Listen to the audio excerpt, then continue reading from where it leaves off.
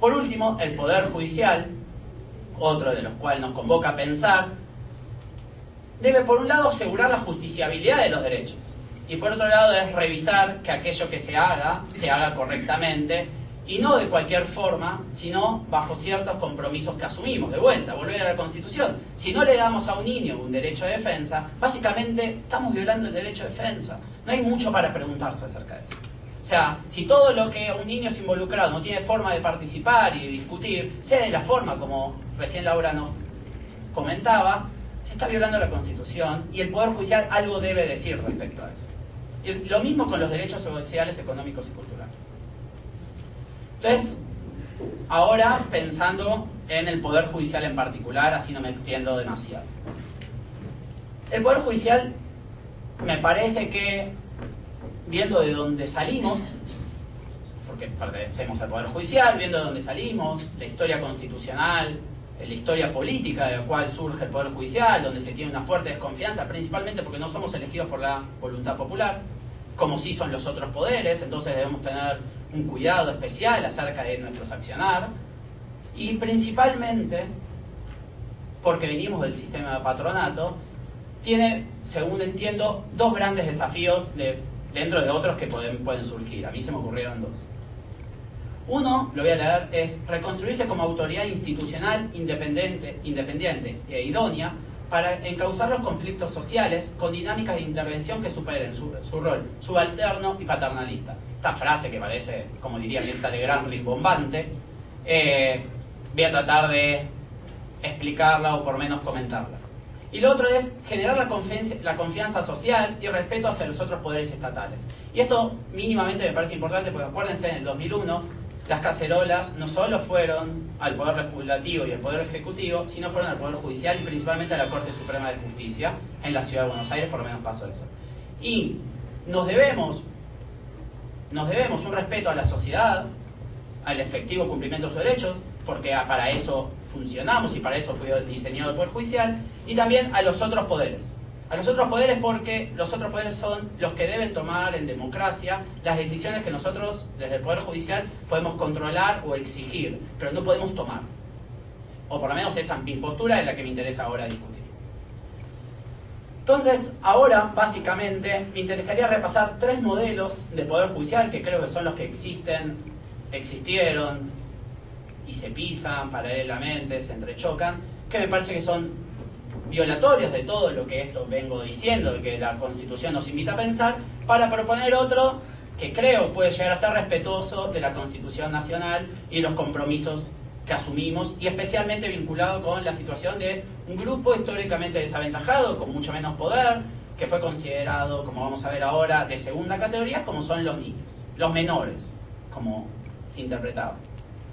Entonces, una primera idea de Poder Judicial que conocemos y que la Corte Suprema en sus inicios, por suerte ahora cambió su interpretación, ahora ya hace varios años, es la idea de la autorrestricción judicial.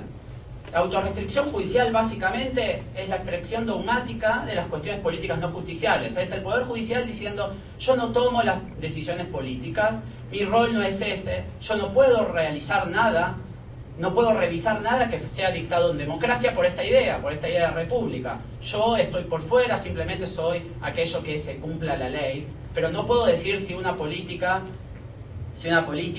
es violatoria de derechos humanos o no, porque básicamente para eso no fui diseñado. Lo que se ve en esto es un respeto acrítico, no pasado bajo ninguna lupa de estándar, de los derechos humanos acerca de las decisiones que tomó la democracia, sea Poder Legislativo, sea Poder Ejecutivo. ¿Cuál es la consecuencia de esto? O por lo menos cuál me parece que es una de las consecuencias de esto. La Constitución, los derechos que reconocimos, pasan a ser, en palabras de Gil Domínguez, como dice ahí, una entelequia desquiciada. Tenemos palabras sueltas o una mera declaración de derechos o de buenas voluntades que lo que sirven es para calmar a las masas. Les reconocemos derechos, total, cuando no los cumplamos en democracia, tienen dos opciones: no votarnos más, pero bueno, es difícil, o ir al Poder Judicial. Pero el Poder Judicial, ¿qué hace? Abre como hace un torero, sigue de largo, dice: nosotros no fuimos diseñados para analizar políticas si son violatorias de derechos. Me parece que queda claro que el Poder Judicial debe hacer cumplir aquello que fue asumido como derecho, sino para qué fuimos creados, salvo para resolver cuestiones intersubjetivas. Entonces, esto básicamente está basado en un respeto a la democracia. Permiso. La otra idea, o el otro modelo de intervención judicial, es el contrario, es el hiperactivismo judicial. Este en general nos seduce más, pero vamos a ver si es respetuoso o no del diseño constitucional. Acuérdense que del otro lado puede haber alguien que no nos gusta, ¿no? Alguien que nos gusta y supuestamente es un Superman de los derechos. Bueno, en gran medida la actividad judicial, bajo esta concepción, depende de la extensión de derechos, ¿no? Si yo tengo un derecho, el Poder Judicial va a hacer, fuese lo que fuese, para hacerlos respetar. Cuando no exista una política pública, la va a hacer crear por sentencia. Cuando no exista cuando la política pública no sea adecuada, la va a crear en una sentencia. ¿Por qué? Porque hay un derecho que hay que protegerlo y entonces alguien que sabe mucho en su actividad y que está en la soledad de la biblioteca va a saber cómo la democracia quiere, cómo podemos asegurar esos derechos. Eso es seductor bajo cualquier paradigma. Me parece que si decimos que las personas van a estar más felices, seguro vamos a estar de acuerdo. ¿Cuál es el problema? La República le dio al Poder Legislativo el diseño de las políticas públicas, porque consideraban que una sola persona, ni el Poder Ejecutivo ni el Poder Legislativo, iban a tener la sabiduría iluminada de generar políticas públicas. En la democracia hay muchas personas discutiendo, la decisión que sale ahí va a tener una corrección moral, se podría decir, una corrección de legitimidad mucho mayor que la que tome una sola persona en su despacho, por más bien intencionado que sea. Va a sacar una sentencia, va a hacer una política pública, va a generar recursos públicos, pero en soledad decidiendo. Y eso, volviendo a la Constitución, claramente me parece que es violatorio del diseño institucional para el cual fue creado. Esto no implica que no tenga que hacer nada, que ahora es la propuesta. Y un tercer paradigma, que es el que nos convoca, es el que es entendido bajo el viejo paradigma de la situación irregular. Ahí se parte de una idea de una concepción de los niños, niñas y adolescentes como ciudadanos de segunda categoría. Tenemos los ciudadanos de primera, que somos los adultos, podríamos decir más, los adultos, siendo más exigente o más crítico, los adultos blancos, en general varones históricamente, propietarios y con ciertos y trabajadores. En lo que tenga que ver con los niños, niñas y adolescentes, se seguía parecido a la idea de la mujer. Son personas que necesitaban la protección y no se reconoce el pleno derecho de su ejercicio ciudadano, sino que eran unos ciudadanos de segunda en los cuales el Estado debía proteger. Y como el Estado no los protegía y estaban en este abandono y la familia no los protegía, ¿qué pensabas? Empezaba la maquinaria grotesca del Poder Judicial. El Poder Judicial hacía como un juego de coincidencias, veía la violación de derechos o la situación de abandono, lo que hacía empezaba la maquinaria. Y empezaba la maquinaria y en una situación irregular, sin pensar en el diseño institucional cuál fue creado, si debía interpelar al Poder Ejecutivo. Básicamente lo que hacía es intervenir por fuera de las funciones propias las cuales fue creada constitucionalmente para ejercer su función. Y esto tiene una consecuencia, me parece importante, que es que interviene en forma meramente asistencial. Lo que está haciendo es ejercer la función del Poder Ejecutivo, no la del Poder Judicial. Y lo está haciendo bajo el control de sí mismo. O sea, no hay nadie que va a controlarlo. Entonces, de vuelta, las instituciones tienen que ser creadas para que las maneje el demonio, no. Porque si hay un juez amigo o amiga, es genial. Pero ¿qué sucede al otro día? Cuando va otro que no nos gusta, bueno, y ahí vamos a estar en contra. Entonces, o somos inconsistentes pragmáticos, o debemos tratar de conseguir las mejores instituciones posibles.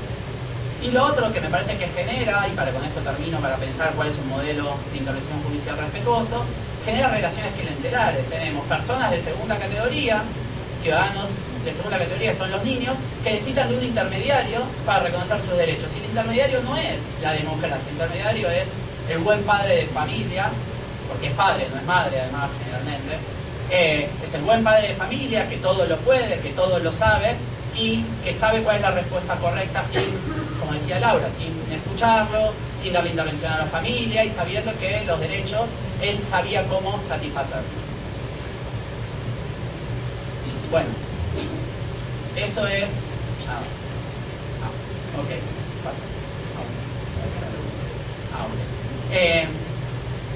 Entonces, entendiendo que estos tres modelos violan los compromisos constitucionales, y de vuelta no es un mero capricho el que considera esto, eso me parece que hay los fundamentos legales para sostener esto, voy a tratar de proponer un nuevo modelo, el modelo que está constitucionalmente reconocido y que fue retomado a su vez por la ley 26061, pero que la 26061, y esto es un desafío para pensar si se puede aplicar en las provincias o no. La Constitución, la 26061 tiene su fundamento legal constitucional. No inventa un modelo revolucionario. Tenemos compromisos asumidos de 1853, 1860, los cuales basarnos para crear normas de la provincia y son de la provincia o sean de un instituto privado, o sea, un instituto privado no puede violar derechos, igualmente que una provincia, igual que una intendencia, existen los basamentos legales para saber cómo deben diseñarse. Después nos podemos equivocar en el andar, pero más o menos sabemos dónde apoyar. Y entonces, ¿cuál es ese rol que me parece que debe interpretarse de la práctica constitucional? Y el Poder Judicial debe cumplir su rol propio dentro de la democracia constitucional. Vivimos en democracia, pero constitucional. Se toman decisiones, pero hay reconocimiento de derechos. Es la típica discusión del derecho constitucional. Entonces, ¿cómo es? Y le debe exigir a las instituciones responsables que ejecuten las políticas públicas, básicamente. Básicamente es, el Poder Ejecutivo debe poner en marcha políticas públicas respetuosas de derechos. Cuando no lo hagan, el Poder Judicial debe intervenir. No antes, no después, debe ser oportuna esa intervención. Y con esto no se viola el derecho al acceso a la justicia, sino que por sobre todo se garantiza el acceso a la justicia. No solo debe exigir a las instituciones responsables que ejecuten políticas públicas, sino que cesen su inacción de garantizar o violar derechos. Ya no debe decir solo generar políticas públicas, sino cesando en sí tu política pública es violatoria de derechos o tu política pública no garantiza derechos. Y por sobre todo, y en lo que tenga que ver con los controles de las institucionalizaciones, debe controlar la legalidad de los actos. Igual que lo hace en todo tipo de proceso. Si yo me presento sin defensa, o sea, sin abogado patrocinante, en una causa, lo primero que van a decir es, llámese abogado, no Damián Azrak, por más que sea abogado, tiene que tener un patrocinio. O sea, el Código Procesal nos invita a pensar eso, así que no debemos ser tan temerosos de cómo debe diseñarse, porque existe en la práctica, existen préstamos, podemos pedir préstamos de diferentes sistemas que nos inviten a pensar cómo diseñar, y la 26061 recogió mucho de esos préstamos, de esas instituciones, las tomó prestadas y las esquematizó. Entonces, básicamente, para así terminar, me parece que ciertas acciones que por ahí contarles nuestra experiencia para que ustedes nos cuenten otras, nos sirve a pensar cómo ejercer nuestras funciones dentro de esta democracia constitucional. Uno es ser garante de la ejecución de una política pública. Muchas veces, por cuestiones políticas, por cuestiones electorales, por cuestiones de X motivos, se generan políticas públicas, se lanzan en los diarios, se hacen la normativa adecuada, pero ¿qué pasa? El Poder Legislativo o nunca baja plata o nunca se ejecuta. Eso claramente, si existe una violación de derechos y se hicieron los reclamos necesarios y se hace una denuncia, el Poder Judicial debe poder decir acerca de algo que la democracia se ha comprometido y nos pone en marcha en pro de respetar ciertos derechos. Entonces, en alguna medida es garante de la ejecución de una política pública. Un ejemplo de eso lo encontramos en los fallos de la Corte Suprema, en Viceconde, es un fallo, no sé si lo escucharon nombrar, los cuales se debe garantizar la producción de una vacuna, y el Poder Ejecutivo Nacional, no, es un fallo del 95, si no me equivoco, del 2000, no me acuerdo el año, no lo ejercía porque era antieconómico, porque era para pocas personas, entonces no lo producía. pero sí esa política pública tenía la bajada, o sea, todos los años tenía presupuesto. ¿Qué hizo la Corte Suprema? Dijo mirá, la democracia se ha expresado, se debe generar esta ley de protección. El Poder Ejecutivo le bajó los presupuestos. Básicamente el Poder Ejecutivo, usted lo que debe hacer es ejercer su política pública. No importa que no tenga dinero. Esto es importante, el Poder Ejecutivo nunca puede decir nunca puede aludir en una demanda, por lo menos nosotros lo ponemos en todos los amparos que presentamos, que la falta de presupuesto no es una excusa nunca para la violación de derechos. Nunca. O sea, históricamente, si uno interpreta cómo debe ejercer sus funciones el Poder Legislativo, el Poder Ejecutivo, siempre tiene que dar más dinero acerca de la protección de derechos.